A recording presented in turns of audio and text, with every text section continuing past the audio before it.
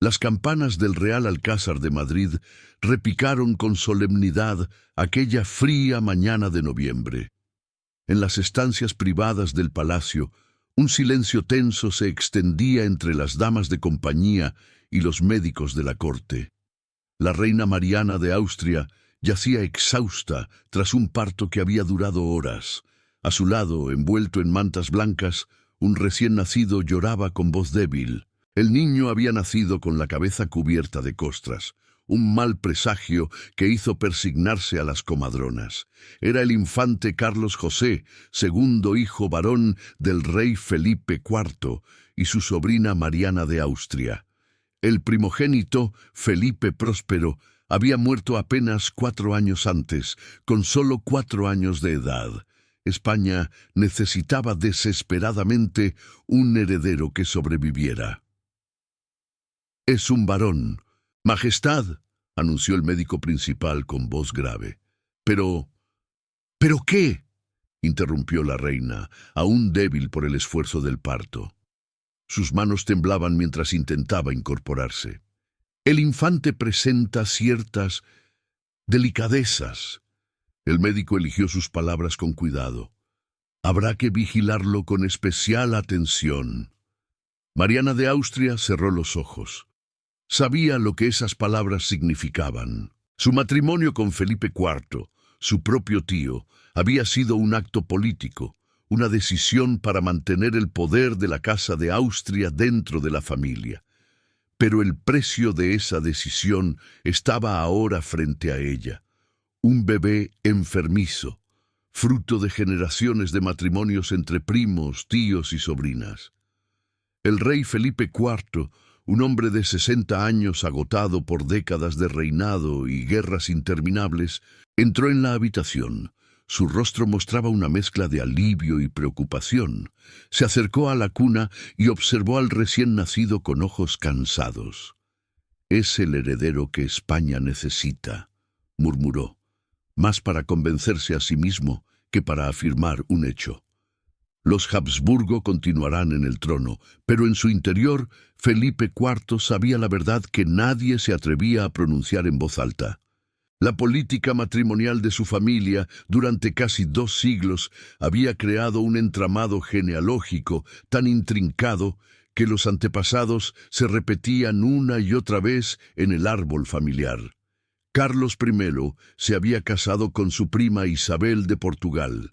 Felipe II había contraído matrimonio con su prima María Manuela de Portugal y luego con su sobrina Ana de Austria.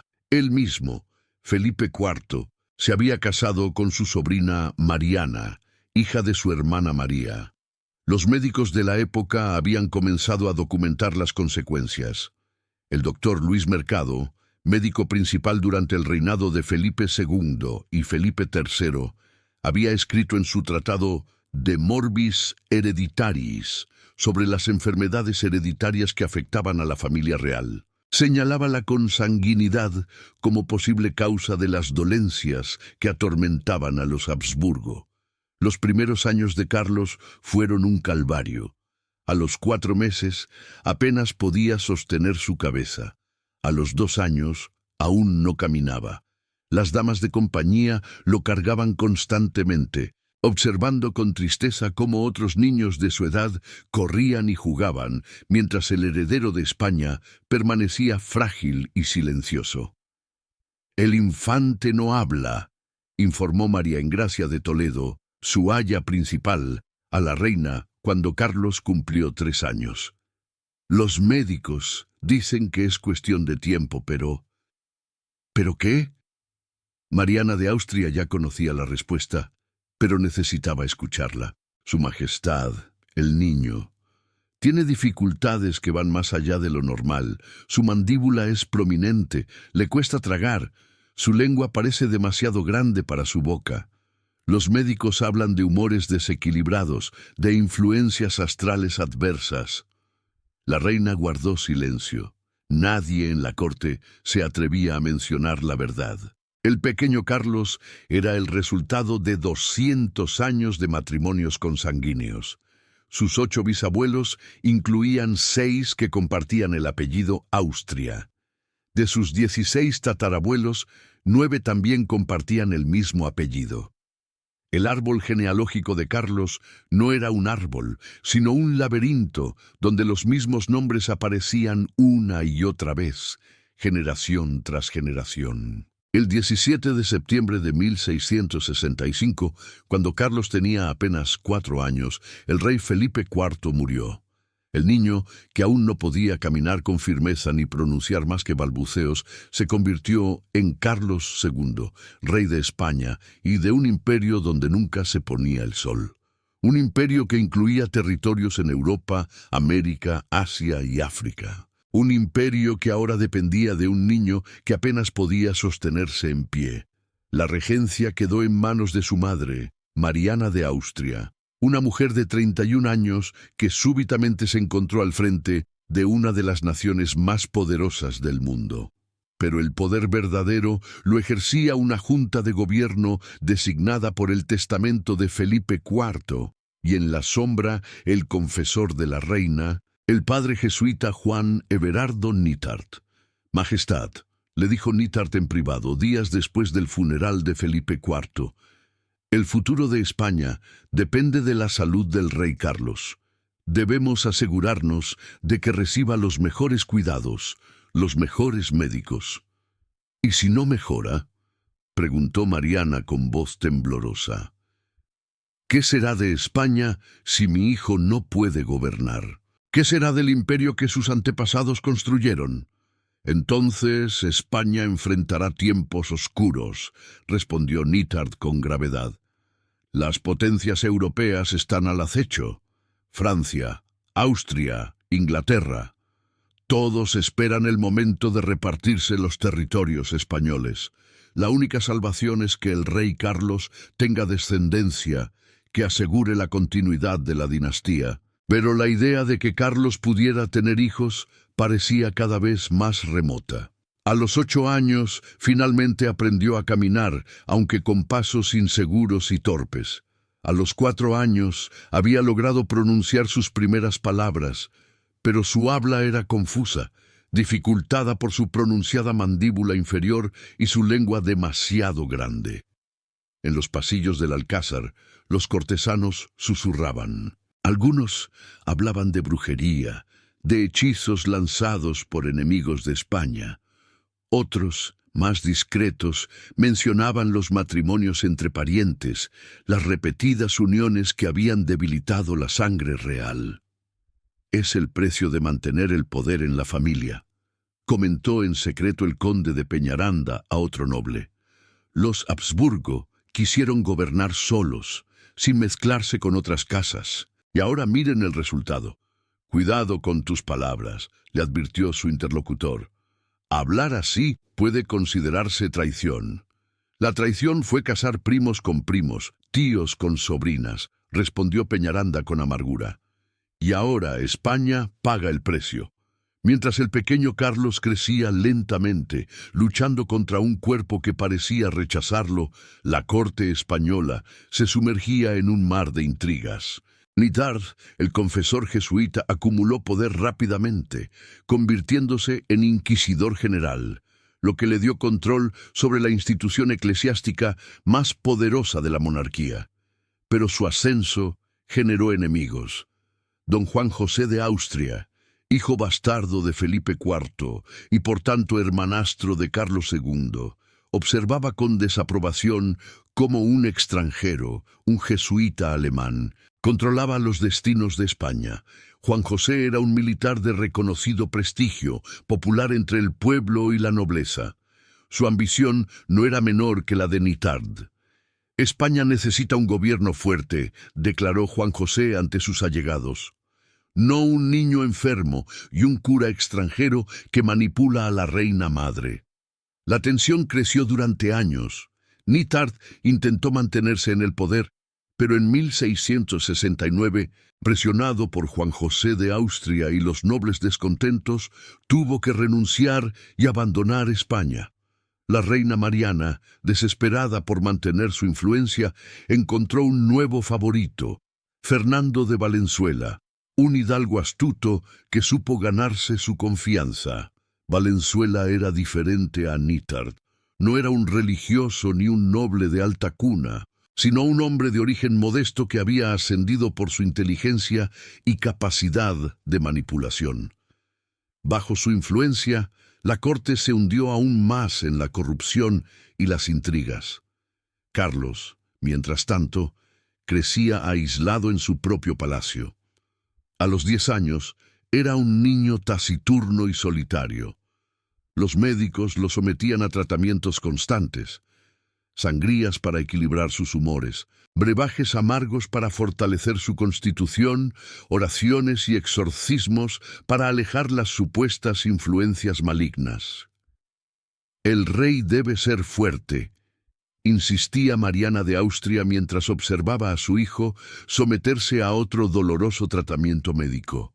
España lo necesita, pero en su corazón la reina sabía que su hijo nunca sería fuerte. La maldición de la sangre real, el precio de siglos de matrimonios entre parientes, había caído sobre Carlos con todo su peso. Y mientras el joven rey luchaba por sobrevivir día a día, las potencias europeas afilaban sus cuchillos, esperando el momento de reclamar los pedazos del imperio español. En París, el rey Luis XIV de Francia observaba con interés. Su esposa, María Teresa de Austria, era la hermana mayor de Carlos II. Por derecho de sangre, Luis XIV podría reclamar el trono español si Carlos moría sin descendencia. Y todos en Europa sabían que esa posibilidad era cada vez más real. En Viena, el emperador Leopoldo I también vigilaba. Él se había casado con Margarita Teresa, otra hermana de Carlos II, ya fallecida. Sus hijos también tenían derecho a reclamar la corona española. España se encontraba en el centro de un juego mortal entre las grandes potencias. Y en medio de ese juego estaba Carlos, un adolescente enfermizo que cargaba con el peso de un imperio que se desmoronaba lentamente. Cuando Carlos cumplió 14 años en 1675, alcanzó oficialmente la mayoría de edad y podía asumir el gobierno por sí mismo, pero todos en la corte sabían que era incapaz de gobernar. Su madre continuó ejerciendo el poder real, apoyada por Valenzuela, quien acumulaba títulos y riquezas con avaricia desmedida. Fue entonces cuando Juan José de Austria decidió actuar. En diciembre de 1676 entró en Madrid con tropas armadas, exigiendo la destitución de Valenzuela y el retiro de la reina madre de los asuntos de gobierno. Era prácticamente un golpe de Estado, pero contaba con el apoyo de la nobleza y el pueblo, hartos de la corrupción y el mal gobierno. «Hermano», le dijo Juan José a Carlos, enfrentándolo en el Alcázar, «España está al borde del abismo. Valenzuela y su corte de aduladores están destruyendo el reino que nuestro padre nos dejó. Debes actuar como rey». Carlos, atemorizado y confundido, cedió. Valenzuela fue arrestado y exiliado. Mariana de Austria fue obligada a retirarse a Toledo. Juan José de Austria se convirtió en primer ministro, asumiendo el control efectivo del gobierno. Pero la victoria de Juan José fue breve. En septiembre de 1679, apenas 3 años después de su triunfo, murió víctima de una enfermedad repentina. Algunos susurraron que había sido envenenado, aunque nunca se probó nada. Con 18 años, Carlos II se encontraba solo. Su salud seguía siendo precaria, su capacidad para gobernar cuestionable. Pero había una esperanza, una única salvación para España, que el rey se casara y tuviera descendencia. Solo un heredero podía garantizar la continuidad de la dinastía y evitar que las potencias extranjeras se repartieran el imperio. Los consejeros de Carlos comenzaron la búsqueda desesperada de una esposa para el rey. El futuro de España dependía de ello. Y en esa búsqueda, la codicia y las ambiciones de las casas reales europeas entrarían en juego. desatando una carrera por controlar el destino del imperio más grande del mundo. El salón del Consejo de Estado en el Real Alcázar bullía con discusiones acaloradas. Era marzo de 1679 y los ministros de Carlos II debatían el asunto más crucial para el futuro de España, el matrimonio del rey. La archiduquesa María Antonia de Austria es la candidata lógica, argumentaba el conde de Peñaranda, golpeando la mesa con su dedo índice. Es sobrina de su majestad, hija de su hermana Margarita y del emperador Leopoldo. Mantendríamos así la alianza con Viena y la pureza de la Casa de Austria. «Pureza», replicó el cardenal Luis Fernández Portocarrero con ironía apenas velada. ¿Acaso no ha quedado claro ya que esa pureza es precisamente nuestro problema? María Antonia es demasiado joven, apenas cuenta con 12 años. «Podríamos esperar unos años», insistió Peñaranda. «España no puede esperar», intervino el duque de Medinaceli, quien había asumido el cargo de primer ministro tras la muerte de Juan José de Austria. «Las arcas están vacías, Francia nos presiona en las fronteras, y su majestad necesita una esposa que pueda darle herederos de inmediato». Carlos II permanecía sentado en su trono, escuchando el debate con expresión ausente. A sus 18 años, su aspecto era inquietante. Su mandíbula inferior sobresalía de forma pronunciada, un rasgo heredado de los Habsburgo que en su caso se había acentuado hasta lo grotesco. Su lengua, demasiado grande para su boca, dificultaba su habla, haciendo que babeara constantemente. Su cuerpo era delgado y débil, sus movimientos torpes. Pero lo que más preocupaba a los consejeros no era su apariencia física, sino su capacidad para consumar un matrimonio y engendrar herederos. Los médicos susurraban en privado sobre problemas que no podían mencionar abiertamente ante la corte. «Francia ha ofrecido a María Luisa de Orleans», anunció el embajador francés, el marqués de Villars, quien había sido invitado a la sesión. Sobrina del rey Luis XIV, de 17 años, bella y educada en la corte más refinada de Europa. ¿Y por qué Luis XIV estaría dispuesto a casar a su sobrina con...? Peñaranda se detuvo, consciente de que no podía terminar esa frase. «Porque el Rey Sol comprende que la paz entre nuestras naciones beneficia a todos», respondió Villars con diplomacia. «La paz de Nimega puede consolidarse mediante este enlace. Francia y España pueden terminar décadas de guerra. La realidad, que nadie mencionaba abiertamente, era mucho más cínica. Luis XIV estaba dispuesto a casar a su sobrina con Carlos II, porque sabía que el rey español difícilmente podría tener descendencia. Y cuando Carlos muriera sin herederos, Francia estaría en posición privilegiada para reclamar el trono español. Era una inversión a largo plazo en el imperio más rico del mundo. Tras semanas de deliberaciones, Carlos II tomó una decisión que sorprendió a muchos. Rechazó a su sobrina María Antonia, prefiriendo la alianza francesa. En julio de 1679 se anunció oficialmente el compromiso con María Luisa de Orleans. En el Palacio de Fontainebleau, Francia, la noticia cayó como un jarro de agua fría sobre una joven de 17 años. María Luisa de Orleans lloraba desconsoladamente en sus habitaciones privadas, rodeada de sus damas de compañía. «No quiero ir a España», sollozaba. Yo pensaba que me casaría con Luis, con el Delfín. Somos primos, hemos crecido juntos». «El rey ha decidido, Alteza», le dijo con suavidad Madame de Grancey. «Su institutriz. Es vuestro deber para con Francia». María Luisa era una joven vivaz y alegre, amante del teatro, la música y el baile. Había crecido en la brillante corte francesa, rodeada de lujo y refinamiento. La idea de abandonar todo eso para casarse con un rey enfermizo en una corte que describían como sombría y opresiva le resultaba insoportable. «Han dicho que el rey Carlos está enfermo», susurró María Luisa a Nicole Kentin, su nodriza de confianza, conocida como la Cantina. «Que es débil, que no puede ni siquiera hablar bien».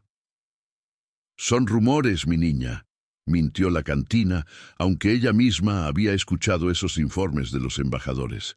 Seguramente exagerados. El 31 de agosto de 1679 se celebró la boda por poderes en la capilla de Fontainebleau. El príncipe de Conti ocupó el lugar de Carlos II durante la ceremonia. María Luisa, vestida de blanco y con lágrimas en los ojos, pronunció sus votos matrimoniales. Después de la ceremonia, tuvo que despedirse de su familia, sabiendo que probablemente nunca volvería a ver a la mayoría de ellos. El viaje a España fue largo y emotivo. María Luisa cruzó Francia acompañada de una comitiva de más de 200 personas. En cada ciudad que atravesaba, el pueblo francés salía a despedirla, conscientes de que su joven princesa se sacrificaba por la paz entre las naciones. En España, mientras tanto, se preparaba un recibimiento espectacular. La ciudad de Burgos, donde se encontrarían por primera vez los esposos, se transformó. Las calles se decoraron con tapices y arcos triunfales. Se organizaron fiestas, corridas de toros, representaciones teatrales. El 18 de noviembre de 1679, en la pequeña localidad burgalesa de Quintanapaya, Carlos II y María Luisa de Orleans se encontraron cara a cara por primera vez. Carlos esperaba nervioso en la iglesia del pueblo. Vestía sus mejores galas, pero ningún ropaje podía ocultar su aspecto enfermizo. Cuando María Luisa entró en la iglesia, escoltada por el duque de Medinaceli, el silencio fue absoluto. La joven reina, al ver por primera vez a su esposo, palideció visiblemente. Las descripciones que le habían dado no habían preparado para la realidad. Carlos no solo era físicamente poco agraciado, sino que su mandíbula prominente, su mirada perdida y sus movimientos torpes resultaban perturbadores. Pero María Luisa había sido educada para ser reina. Tragó su espanto, esbozó una sonrisa cortés y se acercó. Carlos, por su parte, quedó fascinado. María Luisa era hermosa, con el porte elegante de la corte francesa, el cabello rubio y los ojos vivos. Era todo lo que él nunca había sido ni sería: gracia, salud, vitalidad. Majestad», murmuró Carlos con su habla dificultosa, tomando la mano de María Luisa. «Sois hermosa». Según las crónicas de la época, Carlos se enamoró de inmediato de su esposa francesa. Durante los días siguientes, mientras la comitiva real viajaba de Burgos a Madrid, el rey mostró hacia María Luisa una devoción casi infantil, buscando constantemente su compañía y aprobación. María Luisa, por su parte, intentaba cumplir con su papel lo mejor posible, pero en cartas privadas a su familia en Francia, expresaba su verdadero estado de ánimo. «Este país es sombrío y la corte más aún. El rey es bondadoso conmigo, pero su aspecto y su salud me causan gran pena. Echo de menos Francia más de lo que las palabras pueden expresar». La entrada triunfal en Madrid se produjo el 13 de enero de 1680. La ciudad se volcó en las calles para ver a su nueva reina. María Luisa, a pesar de su tristeza interior, saludaba al pueblo con gracia. Los madrileños, cautivados por su belleza y elegancia, la vitorearon con entusiasmo. Por un momento, España tuvo esperanza, pero la esperanza se desvaneció rápidamente cuando se hizo evidente que el matrimonio tenía serios problemas. Carlos y María Luisa compartían el lecho conyugal, pero no sucedía lo que debía suceder para engendrar un heredero. Los médicos de la corte comenzaron a preocuparse seriamente. Examinaron a María Luisa, sometiéndola a tratamientos humillantes para verificar su fertilidad. La reina, Mortificada, tuvo que soportar remedios supuestamente destinados a aumentar sus posibilidades de concepción, brebajes amargos, sangrías, oraciones, hasta exorcismos. El problema no está en la reina, confió el médico principal a Medinaceli en privado. Es su majestad el rey quien presenta dificultades. ¿Qué tipo de dificultades?, preguntó el primer ministro con ansiedad. Según lo que la propia reina ha confiado a sus damas, y éstas a mí, parece que su majestad padece de eyaculación precoz. No logra completar el acto adecuadamente. Además, hay momentos en que parece impotente.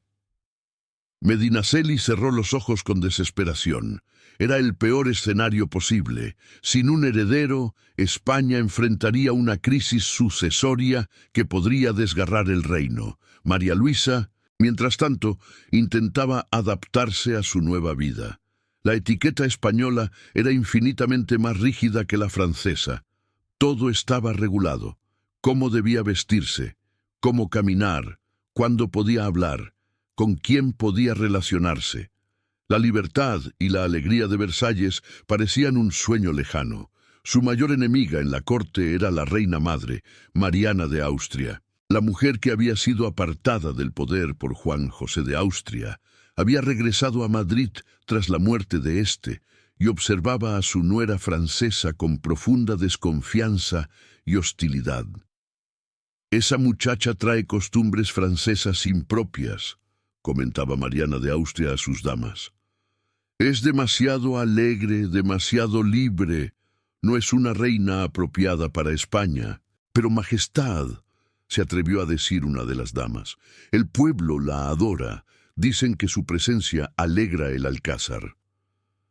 «El alcázar no necesita alegrarse», respondió Mariana con frialdad. «Necesita un heredero. Y esa mujer lleva ya 2 años casada sin dar señales de embarazo. La presión sobre María Luisa era inmensa. Cada mes, cuando quedaba claro que no estaba embarazada, la decepción recorría toda la corte.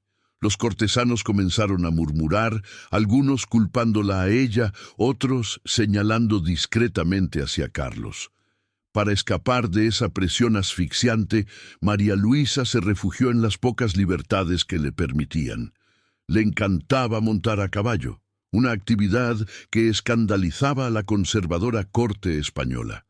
Organizaba pequeñas representaciones teatrales, invitando a actores y músicos. Intentaba llevar un poco de la alegría francesa a la sombría corte de Madrid. Carlos, por su parte, adoraba a su esposa. En sus momentos de lucidez, comprendía que ella era infeliz, pero no sabía cómo mejorar la situación. Su propia salud continuaba siendo precaria. Sufría de dolores constantes, problemas intestinales, hematurias esporádicas. Los médicos lo sometían a tratamientos cada vez más drásticos, sangrías frecuentes, purgas, dietas estrictas. «Majestad», le dijo María Luisa una noche, en la intimidad de sus aposentos, «¿creéis que algún día tendremos hijos?» Carlos la miró con ojos llenos de tristeza y desesperación. «Lo deseo más que nada en el mundo», respondió con dificultad. «Pero temo que Dios me ha maldecido, que mi sangre está corrompida». «No digáis eso». María Luisa tomó su mano, conmovida a pesar de todo. «Sois el rey de España. Dios no os ha abandonado». Pero en su interior, María Luisa también tenía dudas. Había escuchado las murmuraciones sobre la consanguinidad de la familia real, sobre los matrimonios entre parientes que habían debilitado la dinastía. Había visto el árbol genealógico de su esposo y se había horrorizado al descubrir cuántos de sus antepasados compartían los mismos nombres, las mismas caras en los retratos. Los años pasaban sin que llegara el ansiado heredero. María Luisa cumplió 20, luego 25 años. Su belleza comenzaba a marchitarse bajo el peso de la tristeza y la presión constante. La alegre princesa francesa se había transformado en una reina melancólica que pasaba horas en sus aposentos, escribiendo cartas a su familia que nunca enviaba por miedo a la censura. En febrero de 1689, María Luisa enfermó. Los síntomas comenzaron con dolores abdominales intensos. Los médicos le recetaron diversos tratamientos, algunos de los cuales probablemente empeoraron su condición. Su estado se deterioró rápidamente. El 12 de febrero de 1689, tras días de agonía, María Luisa de Orleans murió en el Real Alcázar de Madrid. Tenía 27 años. Había pasado 10 años en España, 10 años de matrimonio sin lograr dar un heredero a la corona. Carlos quedó destrozado, lloró desconsoladamente durante días. Según los testimonios de la época, no salió de sus aposentos durante semanas, negándose a comer, abandonándose a un dolor que parecía consumirlo. En los pasillos del Alcázar, los cortesanos susurraban. Algunos decían que María Luisa había sido envenenada, que la habían asesinado por su fracaso en dar herederos. Otros sostenían que su muerte había sido natural, resultado de los tratamientos médicos inadecuados y el desgaste emocional de años de presión. La realidad era que España había perdido 10 años preciosos. Carlos II tenía ahora 28 años, su salud era cada vez peor, y seguía sin tener descendencia. El reloj corría inexorablemente hacia una crisis sucesoria que nadie sabía cómo resolver. Apenas 10 días después del funeral de María Luisa, el Consejo de Estado se reunió con Carlos. «Majestad», le dijo Medinaceli con delicadeza, «comprendemos vuestro dolor, pero España necesita un heredero. Debéis volver a casaros, y pronto». Carlos, con los ojos enrojecidos por las lágrimas, asintió débilmente. Sabía que no tenía opción. Era su deber, el peso de la corona que llevaba desde los 4 años. España necesitaba un heredero, sin importar cuánto dolor le causara intentarlo de nuevo. La búsqueda de una segunda esposa comenzó de inmediato. Pero esta vez, la elección sería diferente. Esta vez, la codicia y las ambiciones de las familias reales europeas jugarían un papel aún más decisivo, porque todos sabían que el tiempo de Carlos se agotaba, y con él el futuro del imperio más grande del mundo. El Salón del Consejo de Estado en marzo de 1689 parecía más un mercado que un órgano de gobierno. 3 retratos yacían sobre la mesa. 3 posibles candidatas para convertirse en la segunda esposa de Carlos II. La infanta Isabel Luisa de Portugal, presentó el embajador portugués, hija del rey Pedro II, joven, saludable, de una familia conocida por su fertilidad. Ana María Luisa de Medici, anunció el representante florentino, hija del gran duque Cosme III, educada, refinada, con una dote considerable. Y Mariana de Neoburgo, dijo el embajador imperial con un tono que sugería que ya conocía el resultado. 12ª hija del elector palatino Felipe Guillermo. Su hermana mayor, Leonor, es emperatriz, esposa de Leopoldo I. Su madre dio a luz 17 hijos. La fertilidad de esa familia es legendaria. El cardenal Portocarrero observó los 3 retratos con ojo crítico. Sabía que esta elección sería crucial no solo para Carlos, sino para el futuro político de España. Francia acababa de perder su posición privilegiada con la muerte de María Luisa. Era el momento de reforzar la alianza con Austria, con la rama imperial de los Habsburgo. Mariana de Neoburgo es la elección obvia, declaró Portocarrero. No tiene sangre francesa, reforzará nuestros lazos con Viena, y su familia ha demostrado una capacidad reproductiva extraordinaria. Carlos II, sentado en su trono con aspecto más demacrado que nunca, observaba el retrato de Mariana de Neoburgo. La joven de 21 años lucía hermosa en la pintura, alta, pelirroja, de rasgos aristocráticos, pero sus ojos, incluso en el retrato, mostraban una cierta dureza, una determinación que casi rayaba en la arrogancia. «¿Ella me aceptará?», preguntó Carlos con su habla dificultosa. La pregunta reveló su profunda inseguridad. Después de todo, él era muy consciente de su aspecto, de su salud precaria, de su fracaso con María Luisa. «Majestad», respondió el embajador imperial con una sonrisa diplomática, «vuestra mano es el honor más grande que cualquier princesa europea podría recibir. Mariana de Neoburgo estará encantada». La verdad era más complicada. En el castillo de Neoburgo, Alemania, Mariana del Palatinado recibía la noticia con una mezcla de ambición y cálculo frío. A diferencia de María Luisa, que había llorado al saber de su matrimonio, Mariana veía oportunidades. «Serás reina de España», le dijo su madre, Isabel Amalia, de Hesse-Darmstadt, mientras le mostraba el mensaje oficial. «El imperio más rico del mundo será tuyo». «¿Y el rey?», preguntó Mariana con pragmatismo. «He escuchado que está enfermo, que su primer matrimonio fracasó en dar herederos». «El rey es débil», admitió su madre, «pero eso puede ser ventajoso. Una reina fuerte puede gobernar en su nombre, y en cuanto a los herederos, si no llegan, bueno, tu sobrino, el archiduque Carlos, hijo de tu hermana Leonor, sería el heredero natural».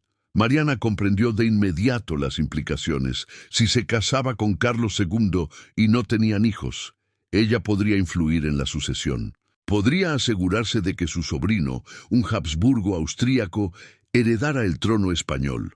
Sería la mujer más poderosa de Europa. «Acepto», declaró Mariana con una sonrisa. «Me convertiré en reina de España». La boda por poderes se celebró el 28 de agosto de 1689 en Ingolstadt, Alemania, con gran pompa. El emperador Leopoldo I y su esposa Leonor, hermana de Mariana, asistieron personalmente. Era una clara declaración política. Austria respaldaba este matrimonio y esperaba obtener beneficios significativos de él. El viaje de Mariana a España fue muy diferente al de María Luisa. No hubo lágrimas ni despedidas emotivas. Mariana dejó Alemania con su séquito, incluyendo a su camarera mayor, la baronesa de Berlitz, a quien llamaban despectivamente la perdiz. Esta mujer, astuta y ambiciosa, se convertiría en la sombra de la reina, su consejera principal y cómplice en todas sus intrigas. Mariana llegó a España en la primavera de 1690. La boda personal con Carlos se celebró el 14 de mayo en la iglesia del convento de San Diego, en el Palacio Real de Valladolid. Fue una ceremonia solemne pero fría, muy diferente a los festejos alegres que habían rodeado el matrimonio con María Luisa. Cuando Carlos y Mariana se encontraron por primera vez, la decepción fue mutua. Carlos esperaba encontrar una esposa comprensiva y afectuosa como lo había sido María Luisa. En cambio, se encontró con una mujer de mirada dura que lo evaluaba con frialdad calculadora. Mariana, por su parte, quedó horrorizada por el aspecto físico de su esposo, aún peor de lo que le habían descrito. «Así que vos sois el rey de España», dijo Mariana, con un tono que apenas disimulaba su desdén. Carlos, herido por ese tono, solo pudo asentir débilmente. Desde ese primer encuentro quedó claro que este matrimonio sería muy diferente al anterior. El embajador francés en Madrid resumió la situación en un despacho a Luis XIV. La princesa de Neoburgo ha adquirido tal ascendiente sobre el espíritu del rey, su esposo, que bien puede decirse que ella es quien verdaderamente gobierna España. Y era cierto. Mariana no era como María Luisa, que había intentado mantenerse al margen de la política. Mariana se sumergió de inmediato en las intrigas palaciegas, determinada a ejercer poder real. Se enfrentó abiertamente con Mariana de Austria, la reina madre, en una batalla por el control de Carlos y, por extensión, de España. Esa mujer alemana es arrogante e insoportable, se quejaba Mariana de Austria a sus confidentes. Cree que puede gobernar España como si fuera un feudo familiar. La reina madre es una reliquia del pasado, respondía Mariana de Neoburgo a sus propios allegados. España necesita una mano firme, no las súplicas temerosas de una vieja que se aferra al poder. Pero el problema más urgente permanecía: la necesidad de un heredero.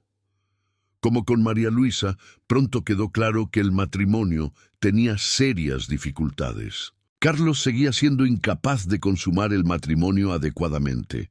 Mariana, presionada por las expectativas, recurrió a una estrategia desesperada y engañosa. Durante los siguientes años, Mariana fingió 11 embarazos. Anunciaba con gran fanfarria que estaba encinta. El palacio se preparaba para el nacimiento de un heredero. Y luego, semanas o meses después, se declaraba un aborto natural o una falsa alarma. Era una farsa cruel que mantenía a la corte y a toda España en vilo. ¿Cómo es posible que la reina pierda tantos embarazos?, susurraban los cortesanos. No son embarazos reales, confió un médico a otro en secreto. Es imposible que esté embarazada cuando sabemos que el rey apenas puede cumplir con sus deberes maritales. La reina está mintiendo, pero nadie se atreve a denunciarla. La razón de estas mentiras era obvia para quienes conocían a Mariana. Cada embarazo falso le daba más tiempo, más oportunidades para consolidar su poder, más excusas para permanecer relevante en la corte. Mientras hubiera esperanza de un heredero, ella seguiría siendo crucial. Pero Mariana tenía otra agenda. Con la ayuda de la baronesa de Berlitz y su séquito alemán, comenzó a desviar fondos de las arcas españolas. Joyas, oro, dinero en efectivo, todo se enviaba discretamente a Alemania, a su familia en Neoburgo. La reina está robando el tesoro de España, denunció el conde de Oropesa, uno de los ministros más honestos de la corte. Debe detenerse. Pero Mariana tenía aliados poderosos. El emperador Leopoldo la respaldaba desde Viena, y Carlos, débil y manipulable, se dejaba manejar por su esposa. Cuando Oropesa se opuso demasiado abiertamente, Mariana orquestó su caída, acusándolo de conspiración. «Oropesa debe ser destituido», le dijo Mariana a Carlos una noche, en la privacidad de sus aposentos. «Es un peligro para vuestro gobierno». «Pero ha sido leal», intentó protestar Carlos débilmente. «¿Leal?», Mariana levantó la voz. «¿Ha estado conspirando contra vos, o acaso dudáis de mi palabra? ¿Creéis que os mentiría?» Carlos, atemorizado y confundido, cedió como siempre. Oropesa fue destituido y exiliado. Mariana había demostrado su poder. Pero mientras Mariana consolidaba su posición política, la salud de Carlos se deterioraba rápidamente. En los últimos años de la década de 1690, el rey era prácticamente un inválido. Apenas podía caminar sin ayuda, su habla era casi incomprensible, sufría de convulsiones y alucinaciones. Los médicos estaban desconcertados. Algunos hablaban de envenenamiento, otros de posesión demoníaca. La superstición se apoderó de la corte. Se convocaron exorcistas para liberar al rey de las fuerzas malignas que supuestamente lo atormentaban.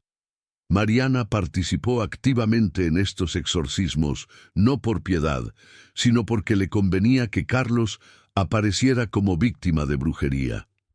Era más fácil explicar así su estado que admitir la verdad, que Carlos era el producto inevitable de 200 años de matrimonios consanguíneos. «Los demonios poseen al rey», gritaba el exorcista durante las ceremonias, mientras Carlos se retorcía en convulsiones. «¡Liberad a mi esposo!», suplicaba Mariana teatralmente, mientras los testigos observaban horrorizados. Pero los exorcismos no mejoraban la salud de Carlos, si acaso la empeoraban. El rey se encontraba en un estado de terror constante, convencido de que estaba maldito, de que fuerzas sobrenaturales lo atormentaban. La realidad, como siempre documentaron los médicos más perspicaces, era que Carlos padecía de múltiples trastornos genéticos, resultado de la consanguinidad extrema. Estudios posteriores sugerirían que probablemente sufría de deficiencia hormonal de la hipófisis y acidosis tubular renal, dos enfermedades recesivas causadas por su altísimo coeficiente de consanguinidad del 25,4%, equivalente al de un hijo producto de incesto. Mientras Carlos agonizaba lentamente, las potencias europeas se preparaban para el momento inevitable de su muerte. En París, Luis XIV hacía planes. En Viena, Leopoldo I también. La guerra de sucesión española se vislumbraba en el horizonte, una guerra que desangraría Europa durante más de una década. Y en medio de todo esto estaba Mariana de Neoburgo, una reina que había llegado a España con promesas de herederos y que en cambio había traído solo codicia, mentiras y corrupción. El pueblo español, que había amado a María Luisa, despreciaba a Mariana. La llamaban la alemana, la pelirroja, la antipática. Circulaban versos burlones. No conocen que es la reina mundo, demonio y mujer, y en fin, por decirlo todo, que lo demás no lo sé, es ser la reina de carne, es ser el rey de papel. El pueblo sabía la verdad, que España estaba gobernada por una mujer codiciosa casada con un hombre que era rey solo de nombre. Y mientras la corte se hundía en intrigas, exorcismos y robos descarados, el imperio español continuaba su lento pero inexorable colapso. En 1698, cuando Carlos tenía 37 años, quedó claro para todos que el fin estaba cerca. El rey apenas podía mantenerse en pie. Sufría alucinaciones constantes. Su cuerpo se descomponía lentamente. España enfrentaba la pregunta que nadie quería responder. ¿Qué sucedería cuando muriera el último Habsburgo español? La codicia que había marcado el reinado de Carlos II estaba a punto de culminar en su expresión más terrible, una guerra europea por el control del imperio más rico del mundo. El otoño de 1698 llegó a Madrid con lluvias frías que parecían presagiar tiempos oscuros. En el Real Alcázar, Carlos II yacía en su lecho, más cerca de la muerte que de la vida. Tenía 37 años, pero su cuerpo parecía el de un anciano. Los médicos entraban y salían constantemente, pero todos sabían que no había cura para lo que aquejaba al rey. No había cura para siglos de sangre repetida, de matrimonios entre primos y tíos. En los salones del palacio, los embajadores europeos se movían como buitres, cada uno intentando influir en la decisión más importante que Carlos tomaría en su vida. ¿Quién heredaría el trono de España? El príncipe José Fernando de Baviera es la opción lógica, argumentaba el cardenal Portocarrero ante el Consejo de Estado. Es bisnieto de Felipe IV. Tiene solo 6 años, neutral en las rivalidades franco-austríacas. Su candidatura podría evitar una guerra. José Fernando era hijo de Maximiliano II de Baviera y de María Antonia, la misma sobrina de Carlos, que había sido rechazada como esposa años atrás en favor de María Luisa de Orleans. A través de su madre, el niño tenía sangre Habsburgo, pero no estaba directamente conectado ni con Francia ni con Austria. Parecía la solución perfecta. Un niño de 6 años, objetó Mariana de Neoburgo con desprecio. ¿Entregaremos el imperio más grande del mundo a un bebé? No, el heredero debe ser mi sobrino, el archiduque Carlos, hijo del emperador Leopoldo y mi hermana Leonor. Vuestra Majestad, le respondió Portocarrero con firmeza. Esa decisión provocaría la guerra inmediata con Francia. Luis XIV nunca permitirá que Austria controle tanto a España como al Sacro Imperio. ¿Y acaso pensáis que permitirá que España vaya a cualquier otro? Replicó Mariana. Francia es nuestro enemigo eterno. ¿Por qué habríamos de considerar siquiera las pretensiones de los Borbones? La realidad era que ambos tenían razón. Luis XIV de Francia tenía un heredero, su nieto Felipe de Anjou, hijo del gran delfín Luis y de María Ana Victoria de Baviera. A través de su abuela materna María Teresa de Austria, hermana mayor de Carlos II, Felipe tenía derechos sobre el trono español. Pero una unión de Francia y España bajo los Borbones crearía una superpotencia que dominaría Europa. Por otro lado, si el archiduque Carlos de Austria heredaba el trono español, se recreaba el imperio de Carlos V, con los territorios Habsburgo de Austria y el Sacro Imperio unidos a España y sus posesiones. Inglaterra y Holanda nunca lo permitirían. Y en medio de esta tensa situación diplomática, las grandes potencias empezaron a tomar decisiones sin consultar a España. En 1698, Luis XIV de Francia, Guillermo III de Inglaterra y las Provincias Unidas firmaron en La Haya el primer tratado de partición, acordando repartirse el imperio español cuando Carlos muriera, para José Fernando de Baviera, España, las Indias y los Países Bajos, para Felipe de Anjou, Nápoles, Sicilia y algunos territorios menores, para el archiduque Carlos, el milanesado. Cuando Carlos II se enteró de este tratado, tuvo una de sus últimas manifestaciones de dignidad real. Débil, enfermo, pero furioso, convocó a su Consejo de Estado. ¿Cómo? ¿Cómo se atreven? Logró articular con su habla dificultosa. Repartirse mis dominios como si yo fuera ya un cadáver. Majestad, le dijo Portocarrero, por eso debéis hacer testamento ya, debéis declarar un heredero que mantenga unido el imperio. Carlos, en un acto de desafío, redactó su primer testamento el 14 de noviembre de 1698. Declaró como heredero universal a José Fernando de Baviera. Era su manera de decir a las potencias europeas que España decidiría su propio destino.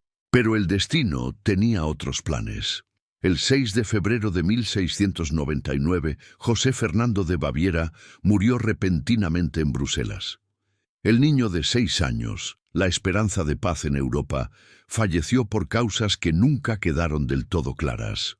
Algunos susurraron de envenenamiento, aunque nunca se probó nada. Con la muerte del príncipe bávaro, Europa volvió al caos diplomático. En marzo de 1700 se firmó un segundo tratado de partición, esta vez sin España. Para el archiduque Carlos, España, las Indias y los Países Bajos. Para Felipe de Anjou, el milanesado, Nápoles, Sicilia y algunos territorios italianos. Para el duque de Lorena, compensaciones territoriales. Carlos II, al enterarse de este nuevo reparto, cayó en una profunda desesperación. Su salud, ya precaria, empeoró dramáticamente. Las alucinaciones se volvieron más frecuentes, las convulsiones más intensas. «Están repartiendo mi reino», murmuraba en sus delirios. «Mi familia, 200 años, y lo están repartiendo como si no importara». Mariana de Neoburgo aprovechó la debilidad extrema de Carlos para presionarlo. Noche tras noche, en los escasos momentos de lucidez del rey, le susurraba al oído: «Debéis nombrar al archiduque Carlos, mi sobrino. Es un Habsburgo, sangre de vuestra sangre. No permitáis que los Borbones usurpen el trono que vuestros antepasados construyeron». Pero el cardenal Portocarrero tenía otros planes. Sabía que nombrar al archiduque Carlos significaría la guerra inmediata. Francia, apoyada probablemente por varios estados alemanes, no toleraría un imperio Habsburgo tan vasto. España no tenía recursos para otra guerra. Las arcas estaban vacías, el ejército debilitado, la economía en ruinas. Portocarrero se reunió secretamente con el marqués de Harcourt, embajador francés en Madrid.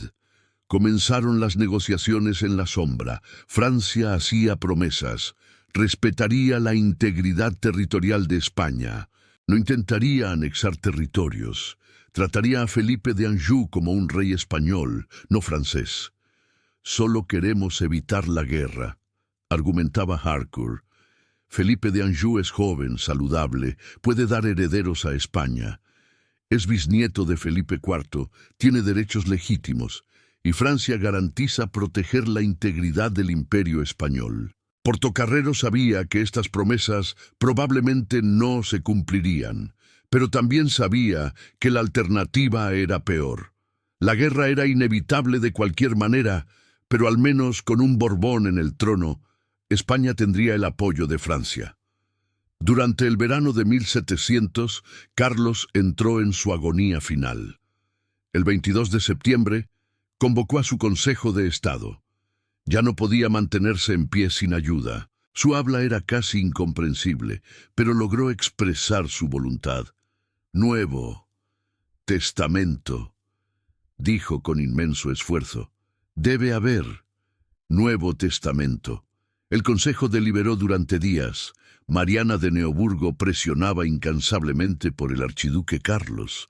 Portocarrero, con igual determinación, abogaba por Felipe de Anjou. Los demás consejeros estaban divididos, cada uno influenciado por sus propios intereses y alianzas. Finalmente, el 2 de octubre de 1700, el Consejo tomó una decisión. Por votación casi unánime, con la sola oposición de la reina, se decidió: el heredero universal de Carlos II sería Felipe de Anjou, nieto de Luis XIV y de María Teresa de Austria, pero con condiciones estrictas. Felipe debía renunciar a sus derechos sobre el trono francés. España y Francia debían permanecer siempre separadas. El imperio español no podía ser dividido bajo ninguna circunstancia. Al día siguiente, 3 de octubre de 1700, Carlos II firmó su último testamento. Estaba tan débil que apenas pudo sostener la pluma. Algunos historiadores posteriores argumentarían que la firma era tan temblorosa que podría haber sido falsificada, pero los testigos presentes juraron que fue Carlos quien la hizo. Mariana de Neoburgo quedó furiosa. Había perdido. Todos sus años de intrigas, manipulaciones, robos y mentiras habían sido en vano. El trono español no iría a un Habsburgo austríaco, sino a un Borbón francés. Su sobrino no heredaría el imperio más rico del mundo. «Esto es una traición», gritó Mariana cuando se enteró del testamento. «Portocarrero ha vendido España a Francia», pero ya era demasiado tarde. El testamento estaba firmado, sellado y guardado, y Carlos se aproximaba rápidamente a su fin. Las últimas semanas de octubre de 1700 fueron terribles. Carlos sufría dolores constantes. Los médicos le administraban opio para aliviar su agonía, pero nada podía detener el inevitable final. El rey, que había nacido condenado por la sangre de sus antepasados, finalmente se rendía ante esa maldición. La mañana del 1 de noviembre de 1700, día de Todos los Santos, Carlos II murió en el Real Alcázar de Madrid. Tenía 39 años, pero su cuerpo estaba tan deteriorado que parecía el de un anciano de 80. Murió sin descendencia, sin haber cumplido nunca la única función que se esperaba de él, dar un heredero a España. Cuando se abrió el testamento y se hizo pública la decisión de Carlos, Europa se preparó para la guerra. Luis XIV aceptó el testamento y coronó a su nieto como Felipe V de España. Pero el emperador Leopoldo I rechazó la decisión y proclamó a su hijo Carlos como legítimo rey de España con el nombre de Carlos III. Mariana de Neoburgo se negó a reconocer a Felipe V. Cuando el nuevo rey llegó a Madrid en enero de 1701, la viuda de Carlos II tuvo que retirarse a Toledo, exiliada en el sombrío Alcázar. Desde allí, escribió cartas amargas a su familia en Alemania. No me dejan en paz y dicen de mis cartas 1000 cosas que no hay en ellas. Así es que me veo forzada a no escribir más. He perdido todo, el poder, la riqueza, la influencia, y todo por ese testamento maldito. La codicia de Mariana había sido finalmente derrotada, pero la codicia de las potencias europeas apenas comenzaba a manifestarse. En 1701 comenzó la Guerra de Sucesión Española, un conflicto brutal que duraría hasta 1714 y que involucraría a Francia, España, Inglaterra, Austria, los Países Bajos, Portugal y varios estados alemanes. Fue una guerra por territorio, poder y riqueza. Las grandes potencias, disfrazando sus ambiciones con argumentos legales sobre derechos dinásticos, se lanzaron a una lucha sangrienta por controlar el imperio español. Miles de soldados murieron en campos de batalla, desde Flandes hasta Italia, desde España hasta Alemania. Al final, por el Tratado de Utrecht de 1713, Felipe V fue reconocido como rey de España, pero tuvo que renunciar formalmente a sus derechos sobre el trono francés. España perdió todos sus territorios europeos fuera de la península. Los Países Bajos españoles, el Milanesado, Nápoles, Sicilia, Cerdeña. El gran imperio de los Habsburgo se había desmembrado, repartido entre las potencias vencedoras. En 1740, en el Palacio del Infantado en Guadalajara, una mujer de 73 años yacía en su lecho de muerte. Era Mariana de Neoburgo, la última reina consorte de los Habsburgo españoles. Había vivido 40 años como viuda, la mayoría de ellos en el exilio, viendo cómo todo lo que había ambicionado se desvanecía. ¿Valió la pena?, le preguntó una de sus últimas damas de compañía, una mujer que la había servido desde sus días de gloria en Madrid. Mariana, con la mirada perdida en el techo, reflexionó sobre su vida. Había llegado a España con 21 años, llena de ambiciones y planes. Se había casado con un hombre enfermo a quien nunca amó. Había mentido sobre embarazos inexistentes, había robado tesoros de las arcas españolas, había conspirado incansablemente por el poder, y al final había terminado sola, exiliada, derrotada. «No», murmuró Mariana con su último aliento, «no valió la pena. La codicia solo engendra sufrimiento». El 16 de julio de 1740, Mariana de Neoburgo murió. Fue enterrada en el monasterio del Escorial, junto a Carlos II, el marido que nunca había amado y que la había convertido en reina. La historia de Carlos II y su época es la historia de cómo la codicia puede destruir imperios. La codicia de las familias reales por mantener el poder dentro de un círculo cerrado, llevándolos a matrimonios entre parientes que debilitaron su linaje hasta producir un rey como Carlos, incapaz de cumplir las funciones más básicas de un monarca. La codicia de cortesanos como Nizard, Valenzuela y tantos otros que usaron la debilidad del rey para enriquecerse.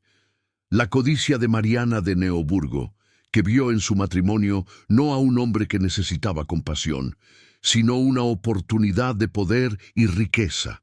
La codicia de las potencias europeas, que vieron la agonía de España no como una tragedia humana, sino como una oportunidad de expandir sus territorios.